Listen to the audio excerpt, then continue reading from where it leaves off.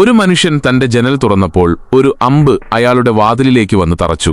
ആശയക്കുഴപ്പത്തിലായ അയാൾ അതിൽ കെട്ടിയ കത്തെടുത്തു നോക്കി. അതിലിങ്ങനെ എഴുതിയിരുന്നു: ഈ കൊട്ടയിലുള്ള തോക്കുപയോഗിച്ച് ആകാശത്തേക്ക് വെടിവെച്ചാൽ അജ്ഞാതനായ ആ മനുഷ്യൻ 1 വർഷത്തേക്ക് നിന്റെ വാടക അടയ്ക്കും. ഇതൊരു മികച്ച ഡീലായി തോന്നിയതുകൊണ്ട് അധികം ചിന്തിക്കാതെ അയാൾ തോക്കിലുണ്ട നിറച്ച് ആകാശത്തേക്ക് വെടിവെച്ചു. അതേസമയം അടുത്തുള്ള ഒരു ഡ്രൈവർ തന്റെ കാറിൽ കയറിയപ്പോൾ ഡാഷ്ബോർഡിൽ ഒരു കുറിപ്പ് കണ്ടു. അതിലിങ്ങനെ എഴുതിയിരുന്നു: ഒരു വെടിയൊച്ച കേൾക്കുമ്പോൾ ജ്വല്ലറിയിലേക്ക് പോകുക. അത് ചെയ്താൽ അജ്ഞാതനായ ആ മനുഷ്യൻ നിന്റെ കാർ ലോൺ അടച്ചു തീർക്കും.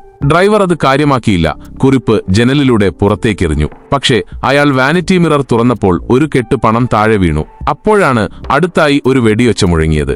അയാൾ ഉടൻ തന്നെ എഞ്ചിൻ സ്റ്റാർട്ട് ചെയ്ത് ജ്വല്ലറിയിലേക്ക് പുറപ്പെട്ടു. കാർ നിർത്തിയതും ഒരു ഭീകരമുഖമുള്ള മനുഷ്യൻ വന്ന് കാറിൽ കയറി. അയാൾ ഡ്രൈവറോട് അനങ്ങാതെ അവിടെ തന്നെ ഇരിക്കാൻ പറഞ്ഞു. എന്നിട്ട് കാറിൽ നിന്ന് ഒരു നിഗൂഢമായ കത്തെടുത്ത് ജ്വല്ലറി കടയുടമയ്ക്ക് നൽകി.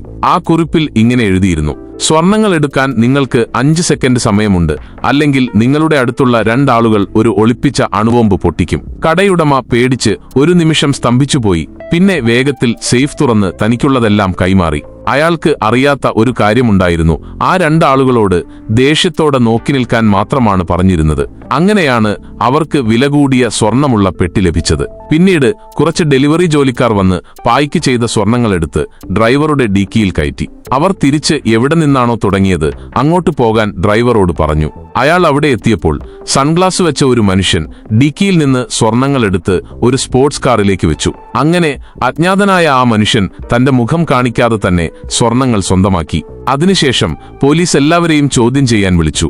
എന്നാൽ വിചിത്രമെന്ന് പറയട്ടെ, അവരാരും പരസ്പരം അറിയുന്നില്ലായിരുന്നു തങ്ങളൊരു സ്വർണ്ണ കവർച്ചയുടെ ഭാഗമായിരുന്നുവെന്ന് ആരും മനസ്സിലാക്കിയതുമില്ല. പോലീസ് അവസാനത്തെ ആളായ സൺഗ്ലാസ് വെച്ച മനുഷ്യനിലേക്ക് തിരിഞ്ഞു. എന്നാൽ അയാൾ താനൊന്നും കണ്ടില്ലെന്നു പറഞ്ഞു. നിങ്ങൾക്ക് കാഴ്ചയില്ലേ? ആരാണിയാൾ എന്ന് പോലീസ് ചോദിച്ചു. അയാളുടെ ഏക ജോലി ഒരു ബാഗ് എടുത്ത് 5 ചുവടുകൾ മുന്നോട്ട് നടക്കുക എന്നത് മാത്രമായിരുന്നു. അത് കഴിഞ്ഞാൽ അയാളുടെ കാഴ്ചശക്തി ശരിയാക്കാമെന്ന് പറഞ്ഞിരുന്നു. അടുത്ത പാർട്ട് വീഡിയോക്കായി ചാനൽ സബ്സ്ക്രൈബ് ചെയ്യുക.